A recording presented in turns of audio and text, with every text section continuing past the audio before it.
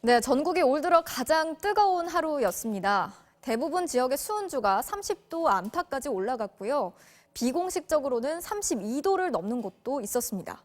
자, 벌써부터 더위가 예사롭지가 않은데 서울의 경우엔 기상관측사상 가장 더운 5월로 나타났습니다. 112년 만에 5월 더위를 손병상 기자가 취재했습니다. 오늘 경북 의성의 낮 최고 기온은 올 들어 가장 높은 31.5도, 합천은 31.4도까지 치솟았습니다. 서울도 올 들어 처음으로 30도를 기록했습니다. 폭염특보제 시행 이후 기록적으로 일찍 폭염특보가 내려졌던 광주는 이틀 연속 30도를 넘었습니다. 점심 되니까 너무 더워가지고 반바지로 갈아입고 왔어요. 그치, 학교 끝났는데 너무 더워가지고 걸어오는데 진짜 땀이 와. 요즘 5월이 덥다곤 하지만 올 5월은 기록적입니다. 이달 들어 서울의 최고 기온을 평균하니 25도가 넘었는데 1907년 기상 관측 이후 최고 기록입니다. 112년 만에 처음 보는 5월 더위의 원인은 햇빛입니다.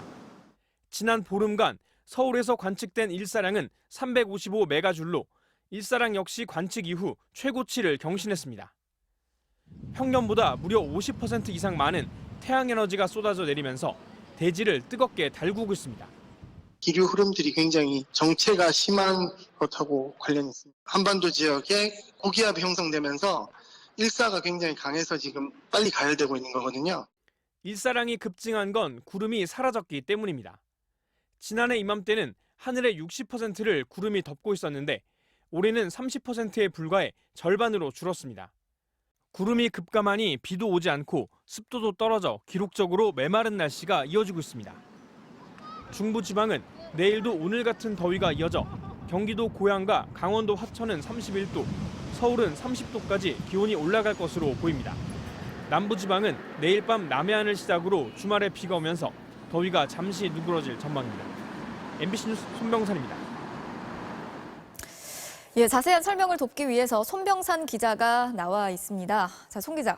그러니까 지금 이 기록적인 5월 더위의 원인이요. 한반도 상공에서 구름이 급감했기 때문이라는 거잖아요. 그러면 구름이 이렇게 사라진 이유가 뭔지를 먼저 좀 짚어봐야 할 것 같아요. 네, 지금 이 화면은 5월 들어서 구름이 급감한 지역을 보여주고 있는데요. 예. 파란색이 짙을수록 구름이 많이 줄어든 지역입니다. 그림을 보면 한반도 전역과 일본, 만주, 시베리아 등 구름이 줄어든 지역이 한반도뿐 아니라 동북아시아 전역에 걸쳐 있다는 걸 알 수 있습니다. 이렇게 넓은 지역에서 구름이 줄어든 건 지구를 휘감아 도는 편서풍에 변화가 생겼기 때문이라는 게 전문가들의 분석입니다. 네, 말씀하신 편서풍의 변화가 생겼다는 게 정확하게 어떤 변화가 생겼길래 이렇게 구름이 없어진 건가요? 네, 편서풍에 영향을 주는 요인들이 여러 가지가 있는데 올해는 북극이 예사롭지가 않습니다. 북극해 얼음이 관측 이후에 최고 속도로 녹고 있는데 특히 올해는 한반도와 가까운 동시베리아 해역과 연해주 동쪽의 오호츠크의 얼음이 급속히 녹았습니다. 바다 위에 얼음이 있으면 이렇게 햇빛을 반사하는데요. 그런데 얼음이 녹으면 시퍼런 바다가 햇빛을 흡수해서 수온이 올라가고 예. 또 따뜻해진 바다가 공기를 데워서 열돔 같은 이런 고기압이 만들어집니다. 이 고기압이 편서풍의 흐름을 방해하면서 대기가 정체되고 이 때문에 동아시아는 좀처럼 비구름이 다가오기 어려운 날씨가 이어지고 있습니다. 그렇군요.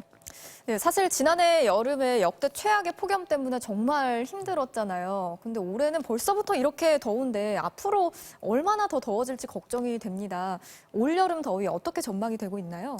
네, 올여름은 북태평양 고기압의 상황을 봐야 되는데요. 전문가들은 서태평양의 수온이 예년보다 높아서 한반도에 무더위를 가져오는 북태평양 고기압이 예년보다 강해질 것으로 보고 있습니다. 올여름도 무더운 여름이 될 가능성이 있습니다. 네, 자, 지금까지 미래산업팀의 손병산 기자와 함께했습니다.